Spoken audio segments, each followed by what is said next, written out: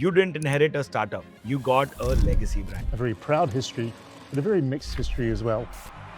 There were monkeys in the Air India head office in Connaught Place. The crew training centre in Mumbai was infested with snakes. By 2028, we'll be a world-class airline. Are we world class every single time? No. Looking good? Rolling. 1, 2, 3, rolling. All right, claps are so sorry. Hold 1 second. Ready? Yeah. 600 नए aircrafts, $200 million तक का tech upgrades, a 5-year plan to go from struggling to world class. But can Air India actually pull it off? ये है एक ऐसी कहानी जो इस mammoth aviation transformation को कवर करेगी. Let's kick it off with the conversation with the CEO of Air India, Mr. Campbell Wilson. Hey Campbell, good morning. How are you doing? Very good, Sid. Nice to see you. Nice to see you too.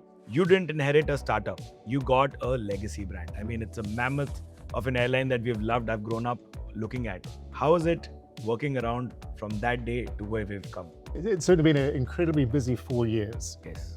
This last 4 years has been focused on the turnaround of a 92-year-old legacy airline that carried a very famous name, a very proud history, but a very mixed history as well. Periods in which it was amongst the best in the world, and periods in which it was clearly very not. Yep. It's been a journey that's involved, at current times, about 25,500 people. And I think over the last 4 years, there's been significant progress with more to come. Can you take us through some anecdotes, what you saw? I heard you went on ground and visited a lot of offices yourself as well.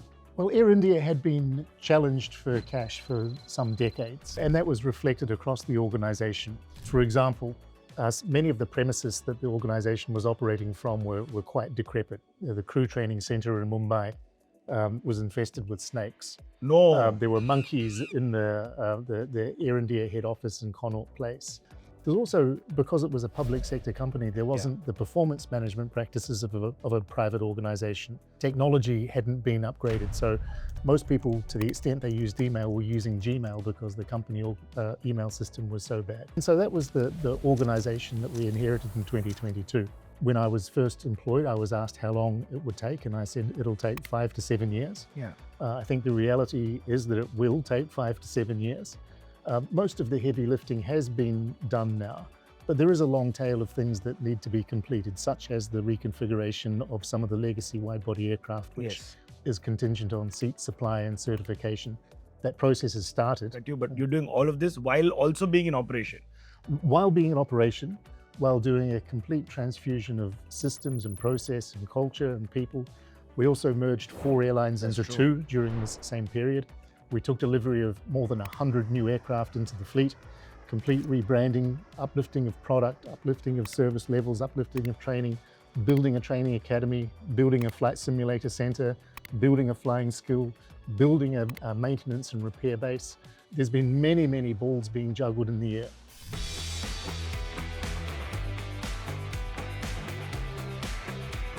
Could you explain to us why it takes so long? Because we thought as soon as the Tata Group took over, it will be immediate. But what are the kind of hurdles that you all have faced? Well, I think let's focus on the aircraft interiors because I think that's what people see. We negotiated and placed an order for new aircraft. At that point, 470 new aircraft. One of the largest. Yes, which we've now increased, by the way, to 600 new aircraft. Oof. We placed that order in 2022. The first wide-body aircraft from that order got delivered in 2026. Oh, damn. The first narrow-body aircraft from that order got delivered in 2026. That's how long it takes to manufacture an aircraft and design and procure and certify seats in today's post-COVID environment. It will get better over the course of the next few years as the whole industry catches up with the backlog of COVID. Yeah. But so when you talk about a transformation that big, what sort of an investment goes behind it and how many touch points does it transform? The investment in this is absolutely huge. And we're talking about 600 aircraft. In list price, we're talking $70-80 billion US dollars. In terms of the fleet modernization and the seats and interiors of the existing aircraft, that's more than $400 million US dollars.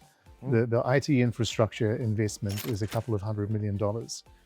Establishing the training academy, flying school, maintenance base, simulated facilities is another couple of tens of millions of dollars.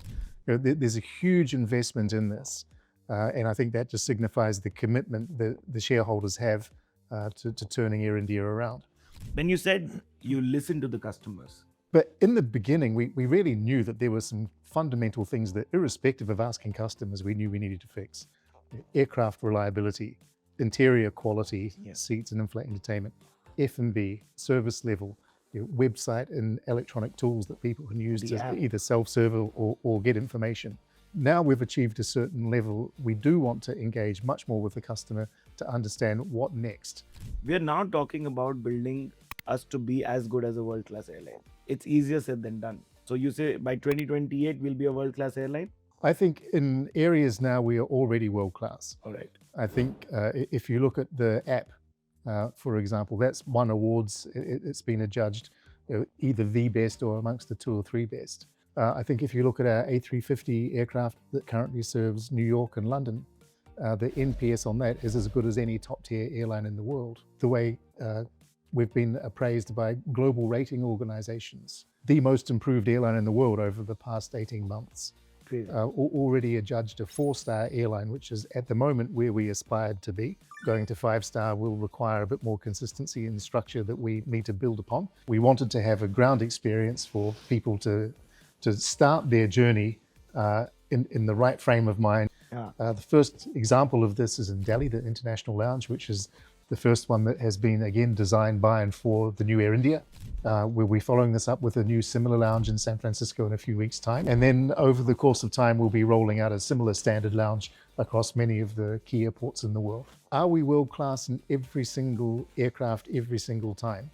No, we're working towards that. And ultimately, it's that consistency of product proposition and customer experience that will truly determine when we're world-class. And I think we're working towards that over the next couple of years. There's also advanced safety and service training mechanisms that have been put into place. That was very imperative as well.